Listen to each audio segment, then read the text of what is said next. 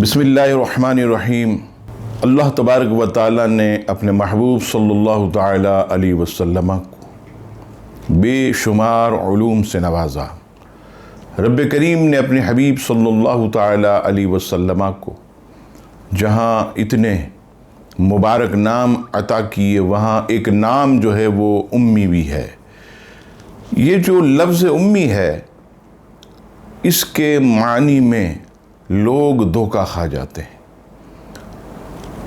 آپ تمام ڈکشنریز اور جتنے بھی لغت کی کتابیں اس کے اندر آپ پڑھیں تو لفظ امی کے معنی جو ہے وہ آپ کو ملیں گے بے پڑھا۔ بے پڑھا سے مراد کسی انسان سے نہ پڑھا۔ اور یہ یاد رکھیے گا، یہ بات اسلامی عقائد میں موجود ہے کہ 1,00,000 کم و بیش 24,000 انبیاء اور رسول دنیا میں آئے، کسی بھی نبی اور رسول نے انسان سے نہ پڑھا۔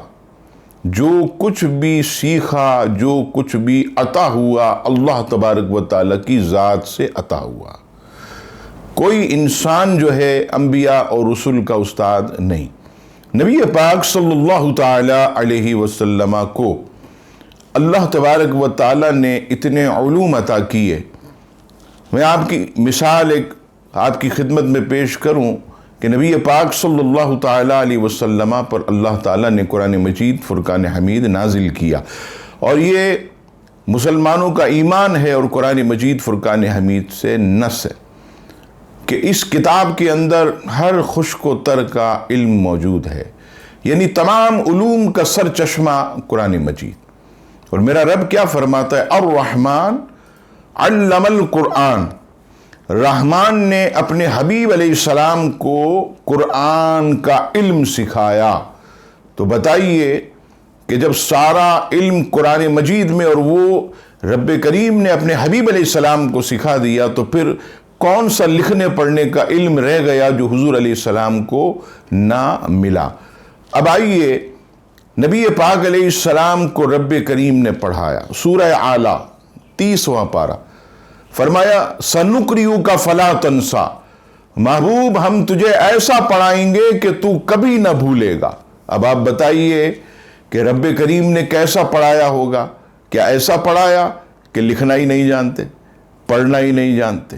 تو یہ تو معاذ اللہ ثم معاذ اللہ، یہ تو نقص ہے۔ اب آئیے تیسری مبارک آیت، قرآن مجید فرقان حمید میں رب کریم فرماتا ہے وَعَلَّمَكَ مَا لَمْ تَكُنْ تَعْلَمْ۔ اے محبوب ہم نے وہ تمام علوم آپ کو دے دیے جو آپ نہ جانتے تھے۔ اب اس آیت پر غور کریں کہ کون سا ایسا علم لکھنے پڑھنے کا جو اللہ تعالیٰ نے اپنے حبیب کو عطا نہیں کیا۔ اور حضور علیہ السلام برسر منبر فرماتے، ابن ماجہ کی حدیث پاک، حدیث نمبر 229، فرمایا کہ میں اس کائنات میں معلم بنا کر بھیجا گیا۔ یعنی حضور علیہ السلام تو کائنات میں آئے ہی استاد بن کر، پڑھانے کے لیے، تعلیم دینے کے لیے۔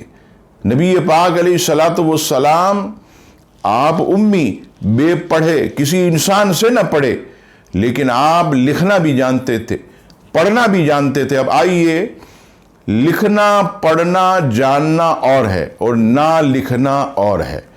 نبی پاک صلی اللہ تعالیٰ علیہ وسلم لکھنا جانتے تھے، لیکن آپ نے لکھا نہیں، کیونکہ آپ کے خدام اتنے، آپ کے صحابہ اتنے کہ آپ انہیں حکم دیتے، آرڈر نافذ کرتے تو وہ لکھتے تھے۔ اب آئیے، حضور علیہ السلام لکھنا جانتے تھے لیکن لکھا نہیں۔ یہ دیکھیے بخاری شریف قرآن مجید فرقان حمید کے بعد سب سے مستند کتاب احادیث کی، اور یہ بخاری شریف کا جو چھاپا ہے، یہ دارالکتب العلمیہ بیروت لبنان کا یہ چھاپا۔ آپ اس کا پیج نمبر 559 جو ہے یہ کھولیں۔ 559 صفحے پر حدیث نمبر 3053، حضرت ابن عباس رضی اللہ تعالیٰ عنہ فرماتے ہیں کہ جمعہ رات کا دن تھا، نبی پاک علیہ السلام بہت زیادہ علالت میں تھے، یعنی بہت بیمار ہیں، بہت زیادہ آپ علیل ہیں۔ مجھ سے فرمایا کہ میرے پاس کتاب لاؤ تاکہ میں کچھ لکھ دوں۔ یہ دیکھیے حدیث پاک کے الفاظ یہاں موجود ہیں 558 صفحے پر اوپر۔ یہ فرمایا اعطونی بکتاب اکتب کتابا، اکتب، ابن عباس کتاب لاؤ میں کچھ لکھ دوں، لکھوا دوں نہیں، لکھوا دوں نہیں، اکتب میں کچھ لکھ دوں۔ حدیث شریف بتا رہی ہے کہ لکھنا جانتے تھے۔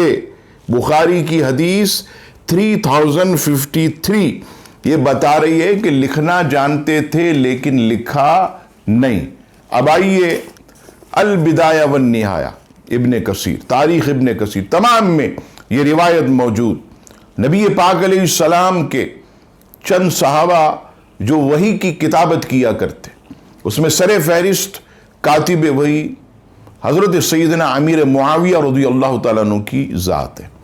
حضرت امیر معاویہ رضی اللہ تعالیٰ عنہ فرماتے ہیں کہ آقا کریم علیہ السلام کی بارگاہ میں جب میں وحی کی کتابت کرتا تو آپ مجھے سکھایا کرتے، فرماتے اے معاویہ یہ نون کا دائرہ جو ہے یہ بڑا کرو، یا کہ نیچے ایسے لکیر بناؤ، الف کی ڈنڈی کو تھوڑا اوپر کرو۔ آپ اندازہ لگائیے، یا لوگ کہتے لکھنا نہ جانتے تھے، اور حضرت امیر معاویہ رضی اللہ تعالیٰ عنہ فرماتے ہیں کہ مجھے تو میرے آقا نے لکھنا سکھایا۔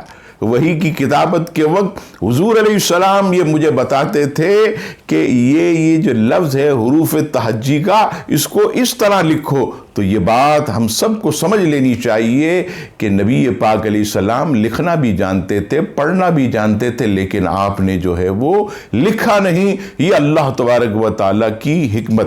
اب آئیے امی کیوں لکھتے تھے؟ صرف اور صرف 3 وجوہات آپ کی بارگاہ میں پیش کرتا ہوں تاکہ ذہن میں آپ کے بات آئے۔ آپ جانتے ہیں کہ بعض لوگ میرٹھ میں پیدا ہوئے تو لکھتے ہیں میرٹھی، لکھنؤ میں پیدا ہوئے تو لکھتے ہیں لکھنوی، دہلی میں پیدا ہوئے تو لکھتے ہیں دہلوی، یعنی اپنے پیدائش کا جو شہر ہے اس کی نسبت لکھتے۔ حضور علیہ السلام مکہ المکرمہ میں پیدا ہوئے۔ مکہ کا ایک نام مکہ ہے، ایک نام بکہ، ایک نام ام القریٰ یعنی زمین کی اصل۔ حضور علیہ السلام ام القریٰ میں پیدا ہوئے، اس لیے اس نسبت سے آپ کو امی کہا جاتا۔ دوسری حکمت امی کہنے کی، نبی پاک علیہ السلام آپ جانتے ہیں کہ کائنات کی اصل ہے، اور سے معنی نکلتا ہے اصل کا، یعنی جان۔ آپ دیکھیے ماں کو کیوں کہا جاتا؟ اس لیے کہ وہ اولاد کی اصل ہے۔ تو نبی پاک علیہ السلام آپ کی وجہ سے کائنات پیدا ہوئی، آپ علیہ السلام کی وجہ سے جن و انس، زمین و آسمان، دریا، سمندر، چاند، سورج، ستارے، ہر تخلیق جو ہے آپ ہی کی بدولت ہوئی۔ تو آپ اس کائنات کی جان ہیں، تو اس وجہ سے بھی آپ کو امی کہا جاتا۔ تیسری وجہ، حضور علیہ السلام 40 سال تک مکہ المکرمہ میں رہے، اعلان نبوت نہیں کیا۔ 40 سال کی عمر میں اعلان نبوت فرمایا۔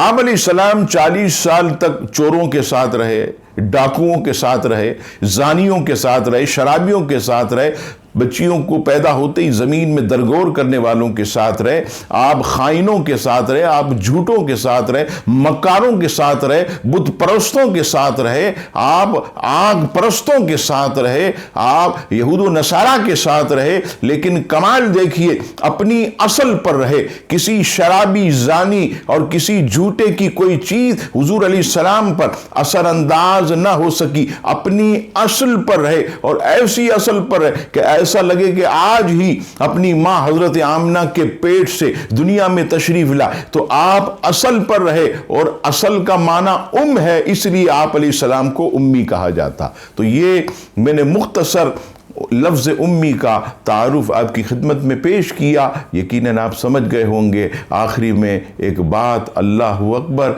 जो यकीनन सब के लिए समझने का एक ज़रिया है। अरे मेरे मुस्तफ़ा करीम अलैहिस्सलाम को ये कहने वालों कि वो लिखना पढ़ना नहीं जानते थे।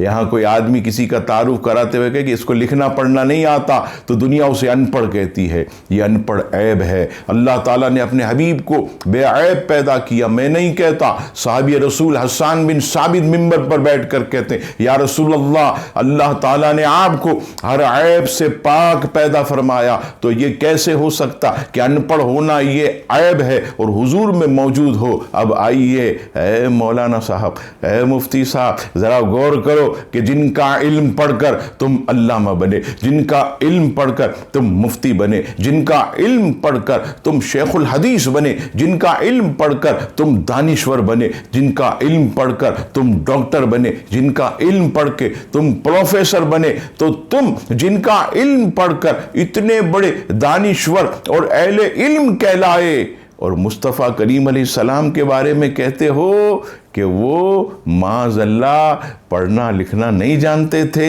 ये तुम्हारे लिए लम्हा फ़िक्रिया है। ये इस तरह तुम यहूद व नसारा को जो है मौका फराम कर रहे हो। खुदा के वास्ते होश के नाखुन लो, अपने मुताले को वसी करो। हम ये तुम्हें दावत फ़िक्र देते हैं। अल्लाह तबारक व ताला हम सबको नबी पाक अलैहिस्सलाम की मार्फत नसीब करे और आप सल्लल्लाहु ताला अलैहि वसल्लम से सच्ची मोहब्बत और अकीदत हम सबको नसीब फरमाए। आमीन सुम्मा आमीन।